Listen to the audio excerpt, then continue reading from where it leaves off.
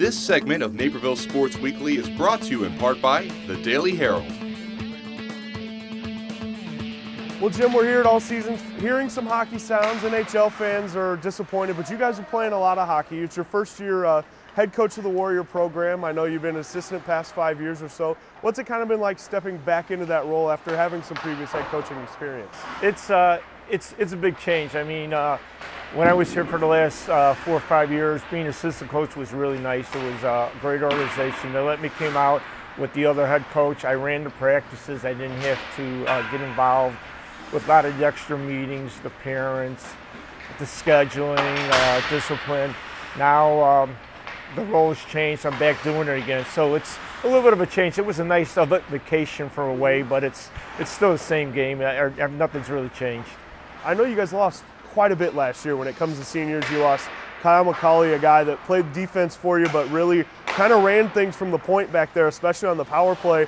But you look at your record, 12-4-1. You guys have won some games. How's that kind of worked? It's working good.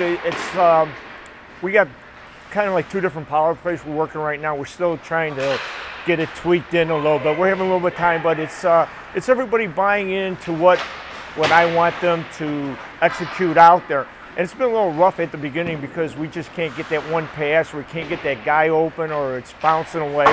But the 5-6 guys I got out there, they just continue to work at it. So as the year keeps going on, we just keep getting a little bit better, and it's just starting to get a little bit smoother. They're getting a little bit more confidence in them. And once they get the confidence in there and they get relaxed, and then they start to not really think, they just let their body take over, and then it starts to move a lot better. You mentioned when we were talking earlier that you guys have been hit by the injury bug a little bit here early, but with such a young team, do you feel like that maybe helps a little bit that some of these other guys are getting some of the ice time that they might not be getting in other cases? You know what, it's giving a lot of the younger guys that never thought they would get a lot of ice time, they're getting a lot more ice time. And it's kind of like we're throwing them in there, and you're learning as each game goes on. It's the same game, just teams are a little different. Better speed, better passing, quicker, smarter players.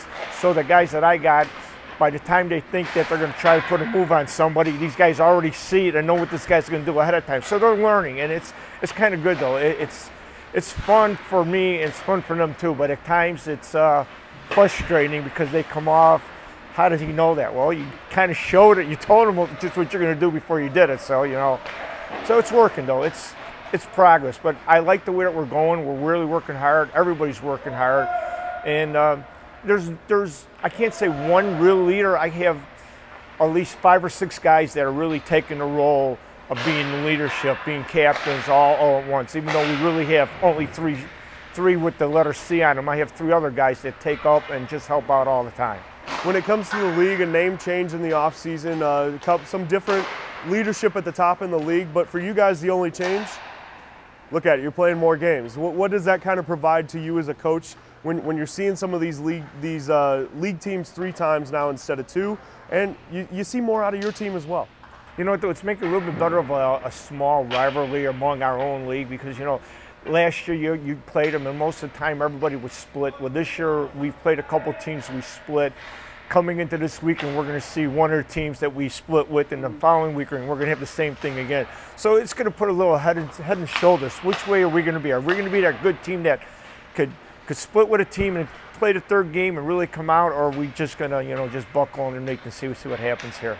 And how nice is it to kind of within the little Naperville community, you guys do have some really strong high school hockey programs. We got Naperville North practicing down here. Right. You guys have played a couple battles already this year. You and Naperville Central have had some epic games the last couple seasons. Yeah. You look at Nequa, you look at even Bennett Academy over in Lisle. How nice is it to have some great competition here right in the area? Yeah, I mean, Naperville's a big area, so we're kind of lucky though. I mean, but there is a lot of good schools here with players. I mean, it's just phenomenal that a town this size could put out 4 or 5 schools with pretty well, I don't want to say equal, but there's excellent talent that we can go up and play against some of the better teams in the state, and everybody's just doing very well. Definitely. And the other thing, when you look at your team on offense, it starts with the Tommies, it seems. You know, Thomas Stobert, Thomas Marin, they're both on the same line, and they're both with 20-plus points. What are those guys kind of able to do on that top line for you that they seem to work together pretty well? Yeah, you know what, though? They're actually working. At the beginning, it was a little tough at the beginning because each one was kind of going their own way, so I had to kind of break them down. And we did a lot of talking, a lot of going over plays, and then I had to get them to think as one. So once they start to think what the other guy was going to do without even thinking about it, now they start to click. As you can see some of the games go on, there's a lot more chemistry. One looks at the other one and kind of reads the other guy's mind, and now they're starting to move the way they are, that the way that we draw it up. And you were kind of telling me on your other offensive line, you got a guy that's kind of emerged into a quarterback role for you. Oh yeah, Vici. Vici's very good out there. You know, even though I got him on the second line, he basically runs that line over there on the wing. He's very smart. He's quick. He's got some great hands, and he's able to run that line. One good thing I do is I put all three of them together, and it works. It's been working very well. They're getting stronger. They're getting better. It's just a work in progress, but I like the way it's going. So, you know, we're like 1/3 into the way the season, 2/3. So we still got a lot of hockey left, and they're really, I like the way that we're going as the whole team. You know, I just don't want to count on those three because I got the other guys that are working just as hard and doing just as good. And we talked about those three as far as putting up some of those offensive numbers. But forward's a two-way thing. Who are some of the guys that are forechecking for you that are really doing things on the defensive end? Back checking all that. I got some real good defensemen with Tashida and Boudreau, and let's see who else. I got Hassler back there, and these guys are all, except for Tashida. Tashida and Boudreau have been here last year, but I got Stefani, and I got Crow, and I got Hassler. They're all brand new this year, and they came in a little timid, a little weak, but they've really picked it up, and they're doing a really good job for us back there. Jake Rubenstein, another guy that was a backup role last year, didn't see as much time, but he's put up some impressive stats for you in net. Oh, absolutely. He's just improved over the last couple of years, and this year during the summer we kind of told him that he's going to be the #1 guy, and he kind of just accepted it.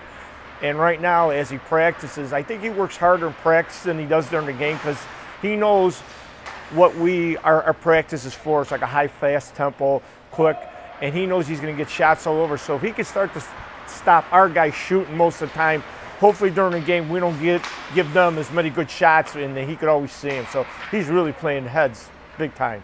Now I know, Waubonsie Valley hockey, you guys have been playing in the combined division the last couple of years as far as being a co-op. You know, kids from Waubonsie, kids from Mattia, I know even in the past, Oswego East, right. Marmion. How does that work as far as, kind of getting everybody's schedules together and trying to figure some of this out when not all these kids go to the same school? You know what, though, that's a great question. It's kind of hard, though, but it's kind of hard, but it's been easier for us for the last couple of years. It's just the first month of the season where you got the 3 different schools, and unless the kids have played together, they don't really know each other.